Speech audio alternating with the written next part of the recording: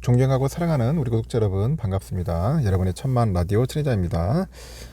또 오후 시간을 맞이해서 또 여러분들과 소통의 시간, 아주 흥미로운 이야기들, 특이한 이야기들 한번 전달토록 하겠습니다. 좀 뭐 어떤 때는 뭐 슬픈 이야기도 될 수 있고 뭐 기쁜 이야기도 될 수 있고 그래요. 뭐 그때그때마다 다릅니다. 그때그때마다 다르니까 그냥 들어주세요. 편하게 듣고 이렇게 또 흘러가는구나 세상이. 주식시장, 이렇게 금융, 하여튼 이쪽 분야가 이렇게 흘러가는구나 이렇게 알고 계시면 돼요. 나쁠 거 없어. 듣다 보면은 조금이라도 도움이 될 겁니다.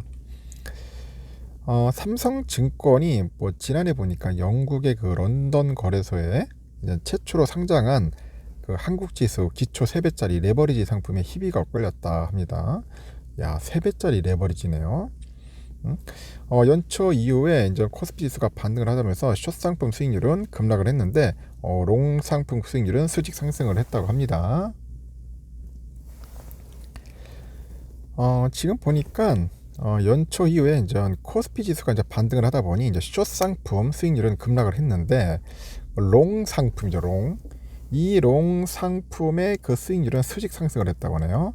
그 롱은 뭐야 이거? 주가 상승을 예상하고 투자하는 매수입니다. 롱이 뭐예요? 롱 길다, 뭐 짧다 이렇게 표현을 하지만은 이 롱이라는 게 주가 상승을 예상하고 투자하는 거야. 그 숏은 뭐예요? 숏. 이것은 하락을 대비하는 그 매도 전략이다. 그런 단어 뜻을 알면 편하겠죠, 여러분. 롱이냐, 숏이냐. 코스피 지수는 전날보다 8.2포인트 상승해서 2459.53에 거래 마쳤죠. 11일 날. 연초 이후에 코스피 지수가 첫 거래일과 이틀날은 이제 약세했는데 뭐 4일부터 이날까지 6거래일 연속 상승을 했다고 합니다. 그래서 이 기간 지수가 약 6% 정도 올랐어요. 6%. 같은 기간 코스닥 지수는 등락이 있긴 했지만 연초 대비 상승률은 한 5.7%였다. 그렇게 보시면 될 것 같습니다. 앞서서 삼성증권은 지난해 6월 런던 거래소에 그 모건 그 스탠리 캐피털 인터내셔널 MSCI예요. 이 한국 지수를 3배로 추종하는 레버리지 쉐어스 3배 롱 한국 상장지수 상품 ETP라고 하네. ETP 그 시큐리티스하고 레버리지 쉐어스 3배 숏짜리 숏 한국 ETP 시큐리티스 그 롱하고 숏하고 이제 상장을 한 것 같아. 그래서 삼성증권이 이제 영국 운용사 레버리지 그 쉐어스에 직접 제안을 해가지고 이제 개발한 상품인데 이게 또 한국 지수를 추종하는 거야. 한국 지수. 그 레버리지 상품은 런던 거래소 최초였다. 그래서 그 3배짜리 그 롱 상품은 그 MSCI 한국 지수가 10% 오르면은 수익률이 30% 되는 거고 그 3배짜리 숏 상품은 지수가 10% 떨어지면 어떻게 되는 거야? 3배니까 수익률이 30배가 되는 역 레버리지야. 역. 숏은 역 레버리지다. 즉 인버스 상품이야. 인버스 상품이라고 이해하면 됩니다. 그래서 MSCI 코리아 지수는 유가증권 시장하고 코스닥 시장의 그런 우량한 종목을 중심으로 구성되어 있어요. 장이 상승할 때 수익률은 코스피, 코스닥 지수를 웃도는 경향이 있겠죠. 실제로 지난해 하반기 이후에 그 iShares MSCI 코리아 지수의 흐름이 코스피하고 코스닥 지수하고 전반적으로 이제 유사했는데 상승률은 더 컸다고 합니다. 그래서 지난 1개월 6개월 지수 수익률이 각각 5.7%, 8.7%라고 하네요. 전날 iShares MSCI 코리아 지수가 0.16% 오른 61.51달러 장을 마감을 했는데 올해 들어서 지수가 약 11% 정도 이제 상승을 한 거죠. 11%. 그 연초 이후에 이제 국내 증시가 이제 반등을 하다 보니까 이제 지수가 오르면은 이제 3배 수익을 내는 그 레버리지 쉐어스 3배짜리 롱 한국 ETP 이 수익률이 전날 기준 26.9%네. 26.9%를 기록을 했다. 반면에 지수가 하락해야만이 그 3배 수익이 나는 그 레버리지 쉐어스 3배짜리 숏, 이 숏 그 한국 ETP는 수익률이 25%고 그러니까 롱에 건 사람들은 돈 벌었겠죠. 롱에 거는 겁니다. 상승에 배팅한 거지. 상승. 지난 3개월 기준으로 보니까 수익률 차이는 더 극명하네요. 그 레버리지 그 3배 숏짜리 그 ETP 수익률이 마이너스 57%를 기록했는데 그 레버리지 그 3배 이 롱 ETP 수익률은 82%입니다. 82%. 그래서 하반기 들어서 코스피하고 코스닥 지수가 변동성을 키웠고 상승 구간에서 수익률이 이제 극대화됐다. 뭐 그런 이야기를 하는 것 같아요. 신종 코로나 바이러스 이후에 이제 증시 변동성이 확대되다 보니 이제 뭐 레버리지나 뭐 인버스 상품 시장은 급증하는 것 같아요. 이 반복되는 그 상승 하락 구간에서 수익률을 극대화하려는 수요가 늘어났기 때문인데, 특히 파생 상품이나 공매도 투자에 제약이 있는 우리 개인 투자자 중심으로 자금이 대거 유입이 되는 것 같습니다. 다만 아직까지 국내 주식시장에서 투자자 보호 등을 이유로 레버리지나 인버스 ETF 수익이 그 지수 등락률의 최대 2배로 제한돼 있어. 우리나라는 아직 3배짜리가 없어요. 2배로만 딱 제한했더라고요. 그 삼성증권이 이제 레버리지 쉐어스하고 함께 내놓은 트리플이나 뭐 트리플 인버스 상품은 미국과 영국과 같은 해외 시장에서만 거래될 수 있다, 그런 이야기를 하는 것 같습니다. 근데 우리나라도 만약에 이거 3배짜리 나오면은 아주 골 때릴 것 같아요. 우리나라 사람들 뭐 3배짜리가 아니라 뭐 5배짜리도 뭐 할 사람들인데, 하여튼 그런 말들이 좀 있네요. 보니까 3배. 여러분 같으면 그렇게 하고 싶습니까? 어떻습니까? 저는 그렇게까지 할 필요는 없다고 생각을 하는데, 하여튼 좀 그래요. 지금 보니까. 그리고 이제 산이 높으면 여러분도 골도 깊은 거야. 골도 깊다. 이 증식 격언이죠. 산이 높으면 골도 깊더라. 갑자기 급등하는 주식을 경계하라는 거예요. 경계해야 하는데, 특히 실체 없는 그런 테마주가 급등락하는 모습을 자주 보였는데, 대통령 선거 때마다 후보 관련 정치 테마주가 기승을 부려요. 새 정부가 출범하면서 주요 정책 관련 테마주도 등장을 하고, 더불어 해마다 새로운 테마주가 등장을 해요. 개미들은 유혹됩니다. 유혹하고, 감독 당국이 이 테마주 투자에 유의하라고 당부합니다.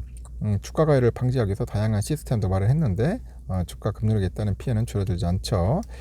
올해도 연초부터 테마주가 기승을 부리는데, 지난해 하반기죠. 사우디아라비아가 추진 중인 그 네옴시티 프로젝트 이슈로 그 요동쳤던 중동 개발 관련주가 아랍에미리트 투자 소식에 다시 탄력을 받았습니다. 그 우진 INSS 주가가 지난해 말 대비 50% 이상 급등을 했고, 히림이나 금호건설도 시장 대비 초과 수익률을 기록해요.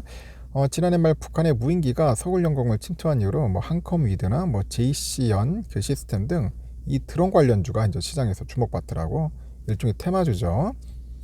또 삼성전자가 로봇 업체인 그 레인보우 그 로보틱스에 투자한 이후로 그 티라유텍, 큐림 로봇, 유일 로보틱스 뭐 하여튼 이런 로봇 테마도 또 관심을 끌어. 전문가들은 그 증시가 부진한 가운데 그 수급이 특정 테마로 몰렸다가 빠르게 빠져나가는 그런 모습이 자주 보인다면서, 이 단기간 높은 수익률을 노리고 투자했다가는 오히려 큰 손실을 볼 수 있다고 합니다. 그래서 과거 테마주 주가 흐름을 복귀해서 보더라도 성공 확률이 높은 투자 방법은 아니라는 겁니다. 그래서 항상 조심해야 돼요. 이 테마주의 역사는 의외로 길어요. 여러분 알다시피 이 88 서울올림픽을 앞두고 정부는 북방 외교에 공을 들여요. 중국과 관계 개선 기대감이 커지던 시기에 이른바 만리장성 테마가 등장을 했는데, 중국 정부가 만리장성에 바람막이를 설치하기로 했고, 그 알루미늄 창호를 전량 납품한다는 소문이 터지다 보니 그 대한알루미늄이 급등합니다. 이후에 공사에 투입하는 노동자들한테 고무신을 공급한다는 풍문과 함께 뭐 태화주가도 오르고, 인부들의 간식과 소화제도 국내 업체가 대기로 했다는 허황된 소문에 뭐 삼립식품, 한독약품 주가가 반응을 합니다.